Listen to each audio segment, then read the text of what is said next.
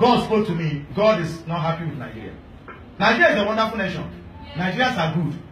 But until they remove that man they call nnamdi from prison, there is no man in Nigeria, no president, no man in Nigeria that can fix that economy. If I be a man of God, let's see. No man. The more they try, the more it gets worse. God show me about that guy. You see, there are people that are untouchable. They have to understand who is that nnamdi kalu. Before you find somebody, find out who it is. There is invisible hand pushing the man. I've seen this more than 10 times. There is an invisible hand, and this hand is from God, it's not from Satan. What they should do now is to release him from there. I want President Buhari to know that that guy is not fighting him. This has been going on before he became a president. And the issue this guy is talking about, President Buhari can't handle it. It's bigger than him. This is a nation issue.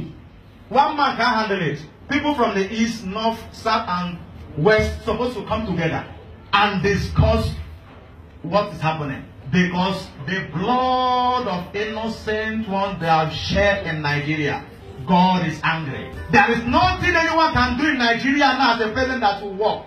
If you remove President Buhari, put another person, he will still not do it. Until they remove the man and look for a way to beg God for forgiveness. Because when you are killing protesters, I don't know what they take. You think they are no human beings. Fulani herdsmen killing people anyhow. Nobody talking about it. You think they are no human beings, they are killing it. You think this blood, they are blood of animal. God is fire. God is angry. And that nnamdi kalu, like I said, if that man die now, or anybody that was arrested with him or because of him, Nigeria will crash. The reason why Nigeria still exists is because nnamdi kalu is alive. Nigeria is sitting on time bomb. What they will face, Boko Haram will be still small. Nigeria is going to face bomb that will be bombing Nigeria will be coming from spirit, not human being. You will hear that bomb blast without tracing any. They won't put the bomb.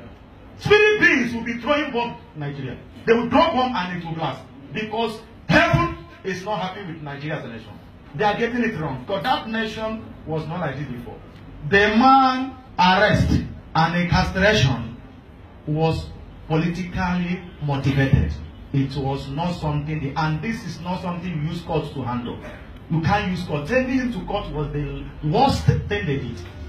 Or prison. When your son wake up in the morning and say to you, Daddy, I'm no more your son. If you have sense, you don't beat him. What you have to do is to sit him down and say to him that, my son, what is the problem? Why did you make this statement? Because that statement is not something you joke with. It's supposed to be a serious matter. If you beat him, it becomes worse. Because you don't know what is in mind when you make that statement. It's not a statement you can joke with. You have to sit him down. Ask him, why did you say that? He will tell you, right? And you know how to defend yourself. Maybe there's something you are doing that make him to feel that you are not his father. And you say that I'm your father, I'm doing this because of this. Then you convince him, he will understand and continue to live with you in peace. And you marry a woman and you look at you and say, I'm not married again. You slap her, she may poison you to the next day. The only thing you have to do is to find out why. Whether you are not doing what you're supposed to do as a husband. And you talk to her, convince her. If she agree to continue living with you, fine. For your own good though. But when you force her to be there, it's either she will poison you and run away, or she will do anything to you to escape. And if you force her and say, I will not marry again, you leave her to go. Because you can't force a woman to live with you. So this is the issue of Nigeria. If a tribe in Nigeria say they are not Nigerians again, and then nnamdi kalu say it's not the Nigeria, and he's not the only one, there are many. All over the world they are there. That means that this movement started a long time ago, they are not aware. You are not dealing with Nnamdi alone. There are many of them that are following him, and the man was born for this purpose. They must be careful with that guy. He carried the mandate of God to do whatever you do.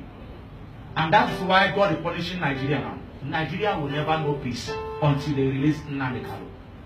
And you release him, you apologize to him. After you apologize to him, you sit him down and ask him what is the problem. Then he will be able to explain.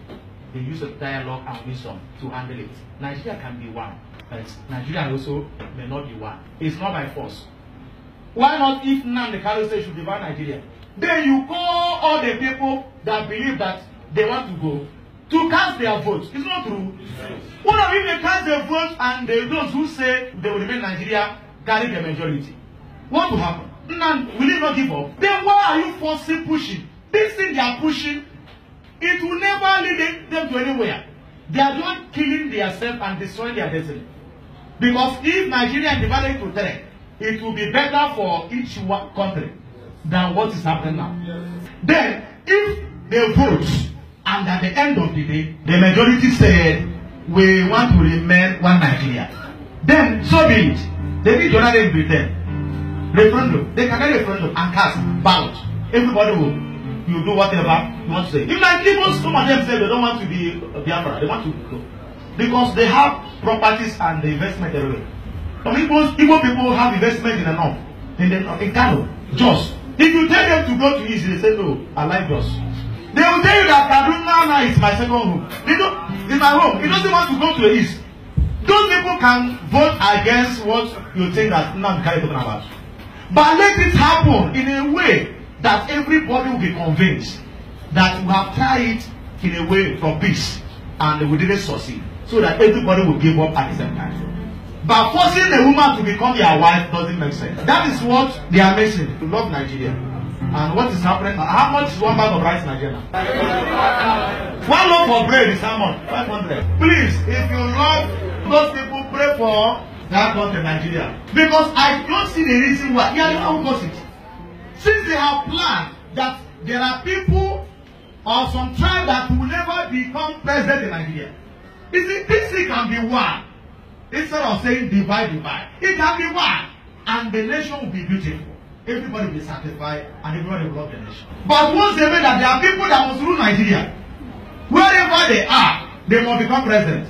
They must make them president. From the prison, they become president. Those who are ruled before, they rule again. People who are 40 years or 50 cannot rule Nigeria. Why? Does it mean that all the youth, the young ones in Nigeria, they are fools? They don't have bread. 40 years. Barack Obama was 44 when he became the American president.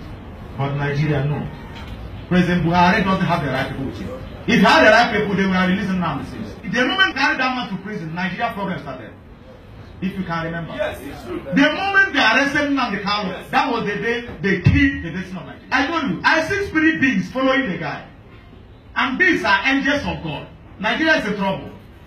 And they know this, they must beg before if the guy say you not forgive them, there's trouble. There are people you don't play with them. People we are born for a certain reason. When they are doing some things, be careful how you go about it because you don't know them. I don't know him. He has not paid me to say anything. I don't know him. And I wonder why Nigerian men of God are silent. Nigerian pastors, nobody wants to talk. Nobody wants to say what is going on. Even the vice president of Nigeria is a pastor. His pastor has been removed. If I were a vice president of Nigeria, I would have resigned on time. Our shame will not allow me to be there. He should resign honorably before God will disgrace him. Killing Christians in the north. Beheaded a woman. So they insulted their religion. If they insult their religion, insult their own. Which religion is more important than another one? We have freedom of worship. Some of them have insulted Jesus Christ and nobody has done anything. You cut off a woman's head and show it on television. And the vice president is there. You have the born Christians in Kaduna. Vice president have not telling it. Family headmen have been killing Christians. He run a church and disown, even kill a pastor.